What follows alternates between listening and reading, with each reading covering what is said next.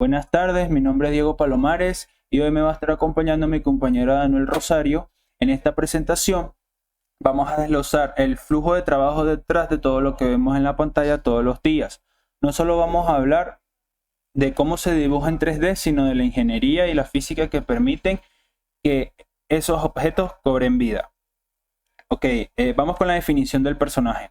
Antes de dar el primer clic en un software, necesitamos una base sólida. Aquí es donde entra la conceptualización. No solo es que el personaje se vea bien, es entender su biométrica. Algo que muchos olvidan es el análisis de la silueta. Si tú ves la sombra de un personaje y no sabes quién es, quiere decir que el diseño falló.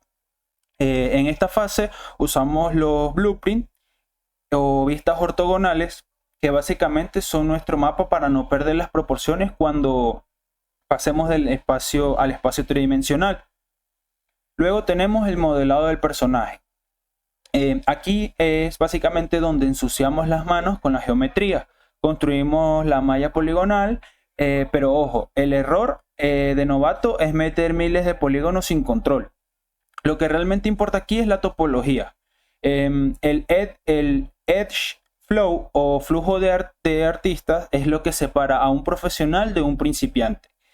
Si los polígonos no están alineados con los músculos del personaje, cuando intente sonreír o doblar un codo, la malla se va a romper y se verá fatal. Es pura matemática aplicada a la estética. ¿Ok? Luego vamos a la definición de la escena. Pasando al entorno, la escena no es solo un fondo, es un volumen que debe contar una historia. Aquí aplicamos el staging. La escena debe guiar el ojo del espectador. Usamos la iluminación base y la paleta de colores no solo para que se vea bonito, sino para definir la atmósfera. Si es un taller mecánico estilo JDM o un mundo fantástico, la luz es la que nos dice qué sentir antes de que el personaje siquiera se mueva. Y el modelado de la escena. El modelado de escenarios es el reto de la escala. Todo tiene que ser coherente, pero lo más importante es la optimización. Aquí entra el concepto de LOD o Level of Detail. No tiene sentido que la computadora procese los tornillos de una mesa que está a 50 metros de la cámara. Entonces aquí aprendemos a engañar al ojo. Muchas geometrías cerca y planos simples o texturas inteligentes a lo lejos para que la CPU no explote. A continuación le voy a dejar a mi compañero Daniel Rosario que les va a explicar los principios de animación. Ahora vamos a hablar de principios de animación en personajes. Bueno, la animación de personajes en 3D se basa en los principios clásicos desarrollados en la animación tradicional, pero adaptado al entorno tridimensional. La adaptación de los 12 principios, los principios de animación originalmente se diseñaron para animar en 2D. En 3D deben reinterpretarse teniendo en cuenta aspectos técnicos como geometría, transformaciones espaciales, deformaciones de malla. Esto permite crear movimientos orgánicos y creíbles. El Squash and Stretch, uno de los principios más importantes, que consiste en estirar o comprimir un objeto para transmitir peso, velocidad o impacto. En animación 3D se logra mediante deformaciones o modificadores que mantienen el volumen del personaje mientras cambian su forma. La anticipación y acción continua. La anticipación prepara al espectador para una acción. Por ejemplo, antes de saltar, un personaje primero se agacha. Luego encontramos los principios como follow through o overlapping acción, que hacen que distintas partes del cuerpo continúen moviéndose incluso después de la acción principal, simulando inercia. El timing y spacing. El timing controla cuánto tiempo dura una acción y el spacing controla la distancia entre posiciones consecutivas del movimiento. Estos dos factores determinan si un movimiento se percibe como lento, rápido, pesado o ligero. En animación digital se controla mediante curvas de animación. que permite ajustar aceleraciones y desaceleraciones de manera precisa. Bueno, en conclusión, la animación 3D combina principios artísticos tradicionales con herramientas tecnológicas avanzadas.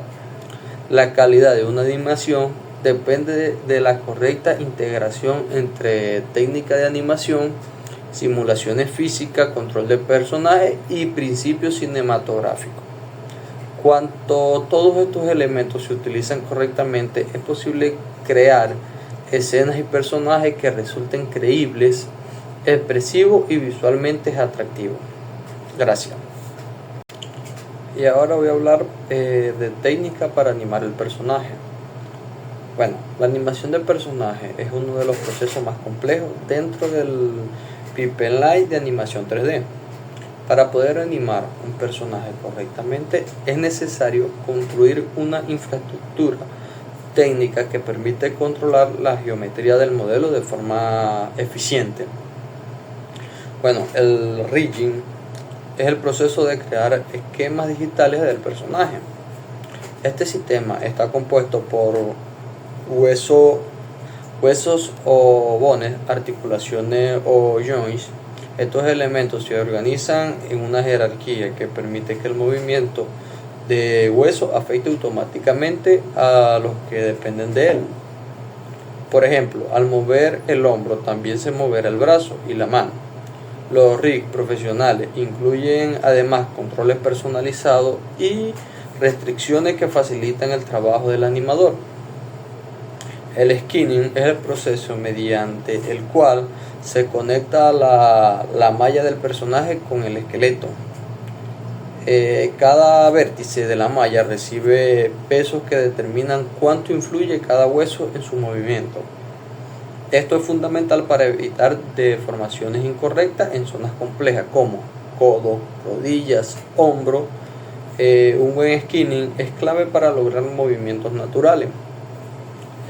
La cinemática FK o IK. La animación de articulaciones puede controlarse mediante dos sistemas principales. La cinemática directa o FK, donde cada articulación se rota manualmente desde la base hacia el extremo. Y la cinemática inversa o IK, donde el animador mueve el extremo de una cadena y el sistema calcula automáticamente las rotaciones necesarias. Por ejemplo, el IK es muy útil para mantener los pies apoyados en el suelo, para que una mano agarre un objeto. Capturas del movimiento. Finalmente tenemos la captura del movimiento, también conocida como motion capture. Esta técnica registra el movimiento de actores reales mediante sensores o sistemas ópticos. Los datos capturados se aplican al rig del personaje digital, permitiendo obtener movimientos muy realistas. Sin embargo, estos datos suelen requerir limpieza y ajuste posteriormente para adaptarlos correctamente al personaje virtual. Bueno, ahora vamos a hablar sobre principios de animación aplicados a la escena. Los principios de animación no solo se aplican a los personajes, también son fundamentales para construir escenas complejas que sean coherentes visualmente y que ayuden a guiar la atención del espectador. Una buena escena animada combina cinematografía virtual, composición virtual y movimiento ambiental para crear una experiencia narrativa clara. Bueno, el staging dinámico.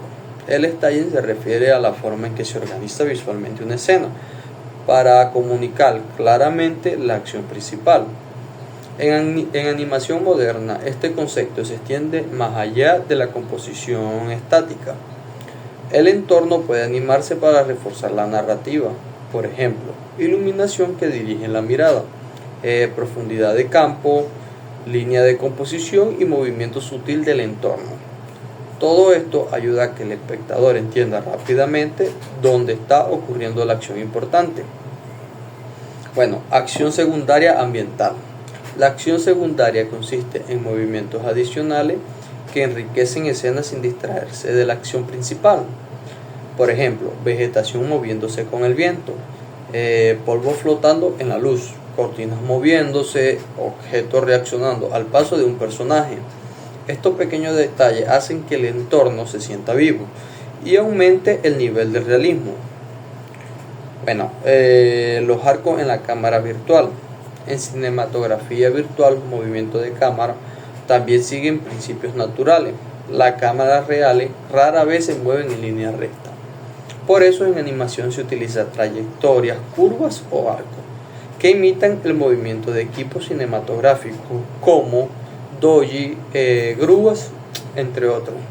Esto genera movimientos más fluidos y agradables visualmente, además de mantener una mejor orientación espacial para el espectador.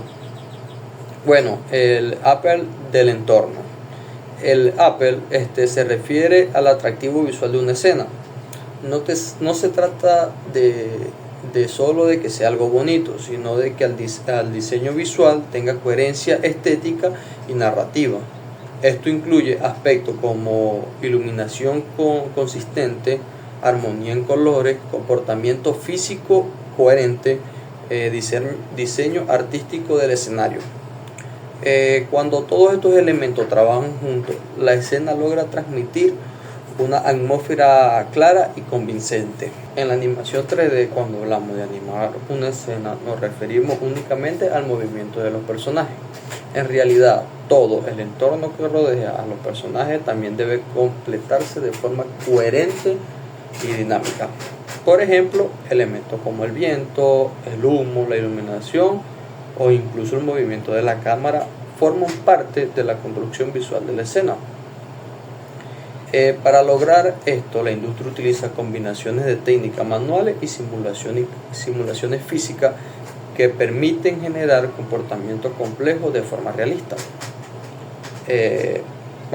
Tenemos el keyframing, una de las técnicas más fundamentales en animación. El keyframing o animación por fotogramas clave. En este método, el animador define posiciones o estados importantes de un objeto en momentos específicos del tiempo, llamado keyframes. El software se encarga de calcular automáticamente los estados intermedios mediante interpolación. Esto permite controlar con mucha precisión aspectos como la posición, la rotación, la escala o incluso propiedades de iluminación y cámara. El keyframing es especialmente útil cuando el animador quiere tener control artístico total sobre el movimiento. Por ejemplo, en animación de cámara o movimiento específico del objeto. Por otro lado, cuando necesitamos movimientos basados en las leyes de la física, utilizamos simulaciones dinámicas. Estas simulaciones utilizan motores físicos que calculan automáticamente fenómenos como gravedad, fricción, masa, elasticidad, colisiones, entre otros. Un ejemplo típico son los rigid pods, que simulan objetos sólidos que pueden chocar, caer o rodar. Este tipo de simulación libera al animador de tener que calcular manualmente trayectorias complejas, permitiendo obtener resultados físicamente realistas. También vamos a hablar sobre el sistema de partículas. Otra técnica muy importante son los sistemas de partículas. Estos sistemas permiten generar miles o incluso millones de pequeños elementos que siguen reglas matemáticas específicas. Gracias a esto es posible recrear fenómenos naturales complejos como fuego, humo, lluvia, nieve, polvo, chispa, entre otros.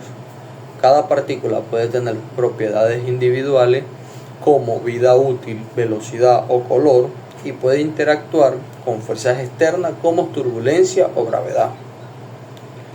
Vamos a hablar de la simulación deformable. Finalmente encontramos que se utiliza para materiales que cambian de forma. Aquí destacan dos tipos principales. Primero, la simulación de fluido, utilizada para líquidos y gases, que se basa en ecuaciones físicas complejas para simular el comportamiento del agua o el humo. Y segundo, la simulación de telas. que permite recrear el movimiento natural de ropa, cortinas o bandera. Estas simulaciones requieren bastante capacidad computacional, pero generan resultados visuales muy realistas. Bueno, en la práctica profesional lo más común es combinar varias de estas técnicas. Por ejemplo, una escena puede usar simulaciones físicas para generar movimientos naturales y posteriormente el animador puede ajustar detalles mediante el keyframing para lograr el resultado artístico deseado.